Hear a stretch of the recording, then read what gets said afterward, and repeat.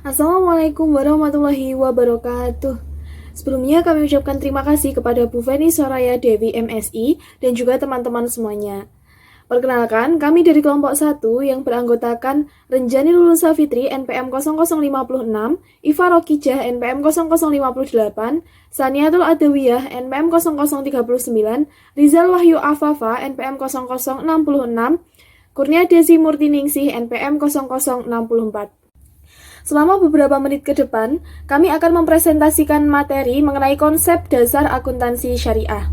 Mungkin di semester sebelumnya, teman-teman sudah mempelajari materi mengenai akuntansi konvensional. Namun, untuk akuntansi syariah sedikit berbeda. Nah, untuk lebih jelasnya, simak materi berikut ya teman-teman. Oke teman-teman, kita mulai dulu dengan pengertian akuntansi syariah. Kita tinjau kembali definisi dari akuntansi atau akuntansi konvensional menurut American Accounting Association atau AAA adalah suatu proses pengidentifikasian, pengukuran, dan pelaporan informasi ekonomi dengan memungkinkan adanya sebuah penilaian dan pengambilan keputusan yang jelas dan tegas bagi mereka yang menggunakan informasi tersebut. Kemudian, untuk pengertian akuntansi syariah merupakan proses akuntansi yang memberikan dan menyediakan informasi secara tepat, maksudnya dan tidak harus terbatas pada data keuangan, kepada pemilik kepentingan dari suatu entitas atau perusahaan yang memungkinkan mereka untuk memastikan bahwa entitas tersebut beroperasi dalam batas-batas syariat Islam dalam mencapai tujuannya. Akuntansi syariah diperlukan untuk mendukung kegiatan yang harus dilakukan sesuai syariah. Baik teman-teman, agar mudah dipahami, kita mungkin bisa lebih spesifikasikan lagi mengenai perbedaan antara akuntansi syariah dan akuntansi konvensional. Di sini ada beberapa kriteria. Untuk akuntansi syariah, dasar hukumnya yaitu hukum etika yang bersumber dari Al-Quran dan Sunnah. Untuk akuntansi konvensional, dasar hukumnya yaitu berdasarkan hukum bisnis modern. Untuk dasar tindakan dari akuntansi syariah yaitu keberadaan hukum Allah atau keagamaan. Untuk akuntansi konvensional, dasar tindakannya yaitu rasionalisme ekonomi atau sekuler. Tujuan dari akuntansi syariah yaitu memperoleh keuntungan yang wajar. Kemudian tujuan dari akuntansi konvensional yaitu memaksimalisasi keuntungan.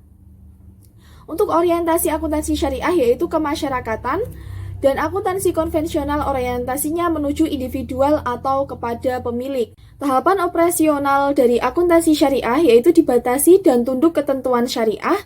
Kemudian tahapan operasional dari akuntansi konvensional yaitu tidak dibatasi kecuali pertimbangan ekonomis. Oke teman-teman, kita di sini bisa tinjau perkembangan transaksi syariah. Seperti apa sih perkembangan transaksi syariah itu?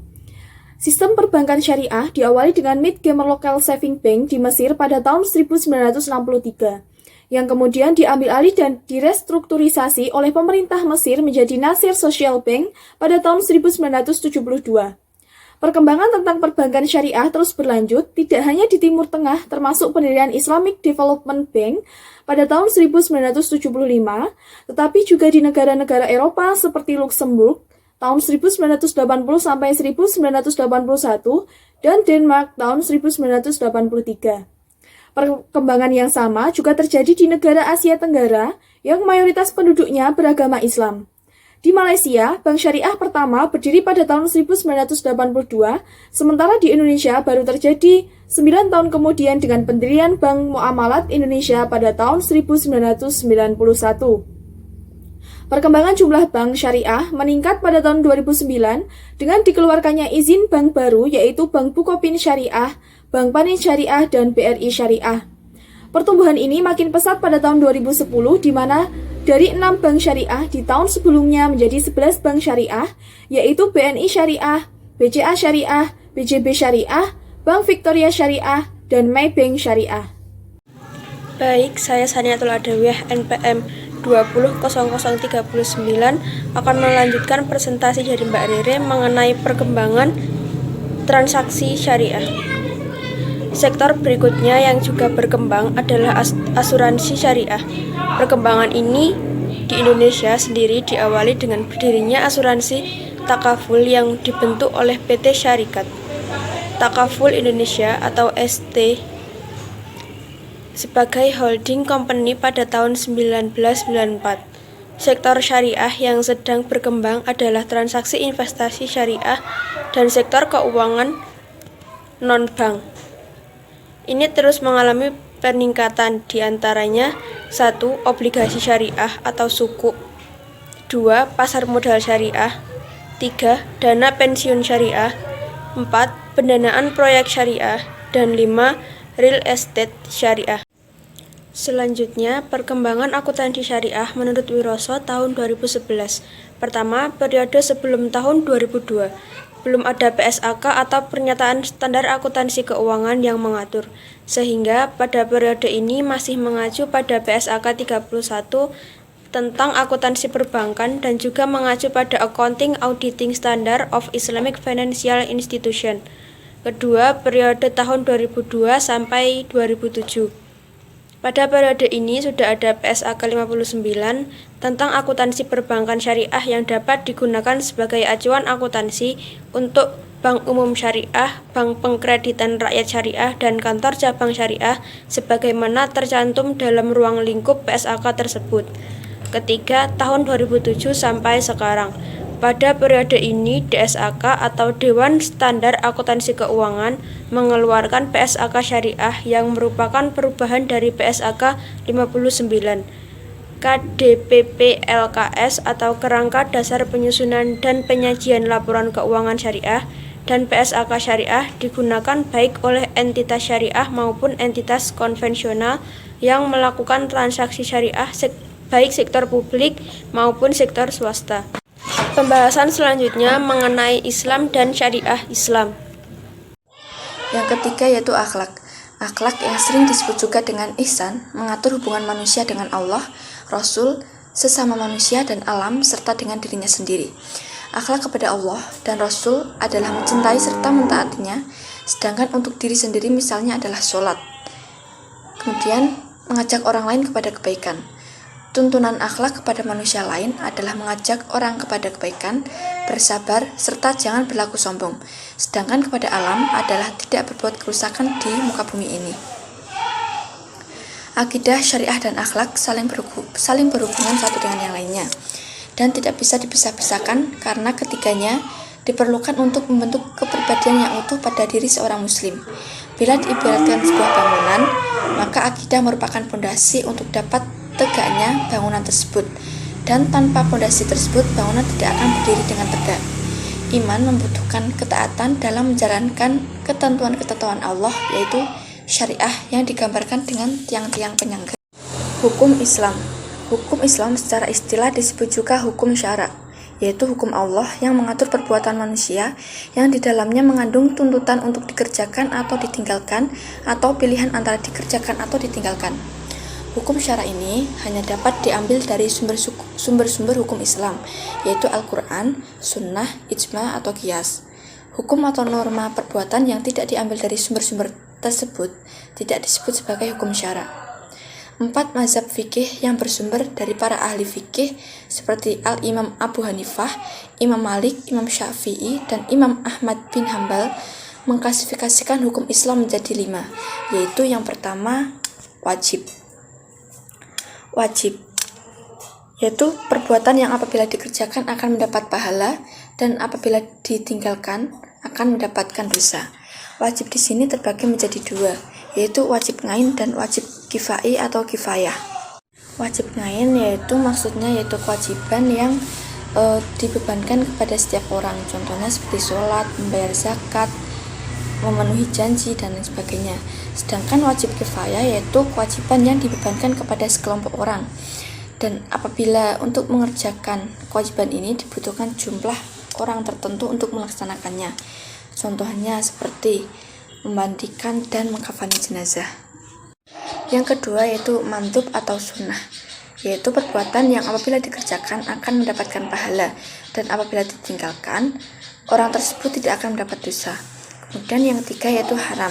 Haram yaitu perbuatan yang apabila ditinggalkan akan mendapat pahala, dan apabila dikerjakan orang yang mengerjakannya akan mendapat dosa. Kemudian yang keempat yaitu makruh. Makruh yaitu perbuatan yang apabila ditinggalkan akan mendapat pahala, dan apabila dikerjakan tidak mendapat dosa. Kemudian yang kelima yaitu mubah. Mubah yaitu suatu perbuatan yang apabila dikerjakan tidak mendapat pahala dan bila ditinggalkan tidak akan mendapat dosa. Sasaran hukum Islam. Yang pertama yaitu penyucian jiwa. Penyucian jiwa ini dimaksudkan agar manusia mampu berperan sebagai sumber kekuatan bagi masyarakat dan lingkungannya. Hal ini dapat tercapai apabila manusia beribadah dengan baik dan benar hanya kepada Allah semata, yang merupakan pencipta, pemilik, pemelihara, dan penguasa alam semesta, bukan kepada yang lainnya. Kemudian yang kedua yaitu menegakkan keadilan dalam masyarakat. Keadilan yang dimaksud yaitu keadilan dari sisi hukum, ekonomi, dan juga persaksian. Keadilan adalah harapan dan fitrah semua manusia. Allah menilai dan memperlakukan manusia secara adil dan sama, tanpa melihat latar belakang sosial, agama, keyakinan, keturunan, warna kulit, dan sebagainya. Kemudian yang ketiga yaitu mewujudkan kemaslahatan manusia. Mewujudkan kemaslahatan manusia dalam Islam dikenal sebagai maqasidus syariah atau tujuan syariah, yang berarti maksud dan tujuannya adalah hukum Islam, yaitu untuk kebaikan dan kesejahteraan umat manusia di dunia. Untuk mencapai tujuan tersebut, terdapat 5 unsur pokok yang harus dipelihara, yaitu yang pertama, memelihara agama, yang kedua, memelihara jiwa, yang ketiga, memelihara akal, yang keempat, memelihara keturunan, dan yang terakhir yaitu memelihara harta. Saya Kurnia Desi Murtiningsih, NPM 2001020064, akan melanjutkan presentasi dari teman saya. Di sini saya akan menjelaskan mengenai sumber hukum Islam.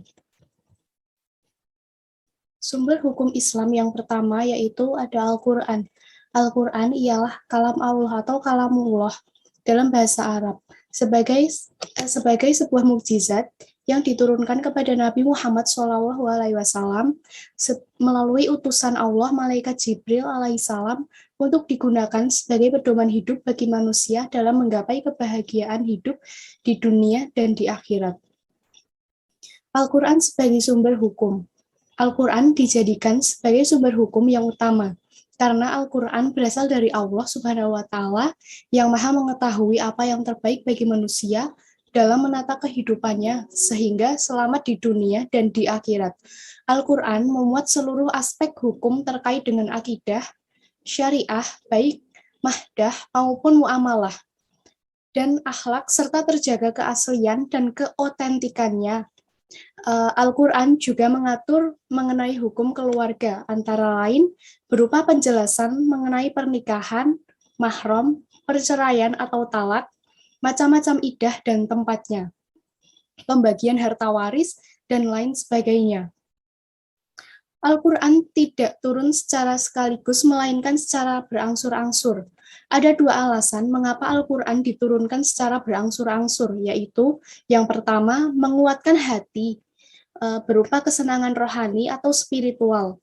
Yang kedua, untuk mengartikan atau membaca dengan benar dan pelan Al-Quran. Fungsi Al-Quran yaitu yang pertama pedoman hidup, yang kedua rahmat bagi alam semesta, yang ketiga cahaya petunjuk, yang keempat peringatan, yang kelima penerang dan pembeda, yang keenam yaitu pelajaran, yang ketujuh yaitu sumber ilmu, yang kedelapan hukum, 9 obat penyakit jiwa, 10 pemberi kabar gembira, dan yang ke-11 yaitu pedoman melakukan pencatatan.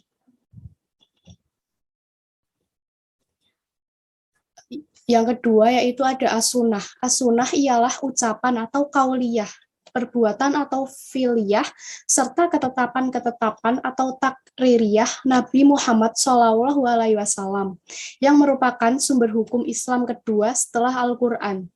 Sebuah hadis mengandung 3 elemen yaitu rawi adalah orang yang menyampaikan atau menulis hadis yang didengarnya dari seseorang atau gurunya. Sanad yaitu orang yang menyampaikan atau mengantarkan kita kepada matan hadis tersebut, serta matan atau teks hadis. Periwayatan hadis. Ulama mengelompokkan hadis menjadi 3, yaitu yang pertama hadis mutawitir, yang kedua hadis masyhur, dan yang ketiga hadis ahad atau khabar hasanah. As-sunnah sebagai sumber hukum, ketaatan kepada Allah Subhanahu wa taala harus diikuti dengan ketaatan kepada Rasulullah SAW yang mengajarkan bagaimana cara sholat yang benar, bagaimana yang harus dilakukan saat akan masuk kamar mandi dan keluar kamar mandi, dan lain sebagainya. Oleh karena itu, ketaatan kepada Rasul adalah dengan mengimani dan membenarkan apa yang dikabarkannya, mengagungkan, membelanya, memperbanyak sholawat, dan menghidupkan sunnahnya. Sehingga seorang muslim perlu melengkapi rujukan sumber hukum Al-Quran sebagai rujukan utama dengan as-sunnah. Sekian penjelasan dari saya, yang selanjutnya akan disampaikan oleh teman saya. Ijma adalah kesepakatan para mujahid dalam suatu masa setelah wafatnya Rasulullah SAW terhadap hukum syarak yang bersifat praktis dan merupakan sumber hukum Islam ketiga setelah Al-Quran dan As-Sunnah. Alasan dapat dipergunakannya ijma sebagai sumber hukum Islam adalah sebagai berikut. Yang pertama, hadis yang menyatakan bahwa umat Muhammad tidak akan bersepakat terhadap kesesatan. Oleh karena itu, amalan perbuatan para sahabat yang telah disepakati dapat dijadikan argumentasi. Yang kedua, mengikuti jalan akidah orang bukan mukmin adalah haram karena menentang Allah dan Rasul dan diancam neraka jahanam. Tingkatan ijma dibagi menjadi 3. Yang pertama yaitu ijma syarih, yaitu jika engkau atau ulama mengatakan hukum ini telah disepakati, maka niscaya setiap ulama yang engkau temui juga mengatakan seperti apa yang engkau katakan. Yang kedua, ijma sukuti, yakni suatu pendapat yang dikemukakan oleh seorang mujahid, kemudian diketahui oleh mujahid yang hidup pada masa mujahid di atas, akan tetapi tidak ada seorang pun yang mengingkarinya. Dan yang ketiga yaitu ijma pada permasalahan pokok. Faktor yang harus dipenuhi sehingga ijma dapat dijadikan sebagai sumber hukum adalah sebagai berikut. Yang pertama, pada masa terjadinya peristiwa itu harus ada beberapa orang mujahid. Yang kedua, kesepakatan itu haruslah kesepakatan yang bulat. Yang ketiga, seluruh mujahid menyetujui hukum syarak yang telah mereka putuskan itu dengan tidak memandang negara, bangsa, dan golongan mereka. Yang keempat, kesepakatan itu diterapkan secara tegas terhadap peristiwa tersebut, baik lewat perkataan maupun perbuatan. Qiyas menurut bahasa ialah pengukuran sesuatu dengan yang lainnya atau penyamaan sesuatu dengan sejenisnya. Sedangkan menurut terminologi, qiyas didefinisikan suatu proses penyingkapan kesamaan hukum suatu kasus yang tidak disebutkan dalam suatu dalil baik Al-Quran maupun As-Sunnah dengan suatu hukum yang disebutkan dalam dalil tersebut karena ada kesamaan dalam alasannya. Qiyas dapat dianggap sebagai sumber hukum jika memenuhi persyaratan sebagai berikut. Yang pertama, sepanjang mengacu dan tidak bertentangan dengan Al-Quran dan As-Sunnah, qiyas diperlukan karena dalil-dalil dalam Al-Quran dan As-Sunnah itu universal dan global. Yang kedua, qiyas juga sesuai dengan logika yang sehat. Argumentasi qiyas. Tidak perlu diragukan bahwa argumentasi jumhur ulama didasarkan pada prinsip berpikir logis, yaitu ayat Al-Quran dan As-Sunnah. Dasar hukum qiyas tertuang di dalam Al-Quran yang diungkapkan kembali kepada Allah SWT dan Al-Quran dalam masalah khilafiyah. Tiada lain adalah perintah supaya menyelidiki tanda-tanda kecenderungan. Apa sesungguhnya yang dikehendaki Allah dan Rasul-Nya. Hal ini dapat diperoleh dengan mencari alasan adanya hukum yang dinamakan qiyas. Ketetapan hukum berdasarkan alasannya tersebut merupakan isyarat Al-Quran tentang keharusan menggunakan qiyas dalam kasus-kasus yang tak ada dalilnya. Oleh karena itu, kita wajib menganalogikan sesuatu yang tak ada dalil hukumnya dengan sesuatu yang ada dalil hukumnya. Dalil-dalil hukum ini sendiri mengandung isyarat tujuan yang umum dan khusus yang menjadi dasar qiyas. Cukup sekian presentasi dari kami, ada kurang lebihnya kami mohon maaf. Wassalamualaikum warahmatullahi wabarakatuh.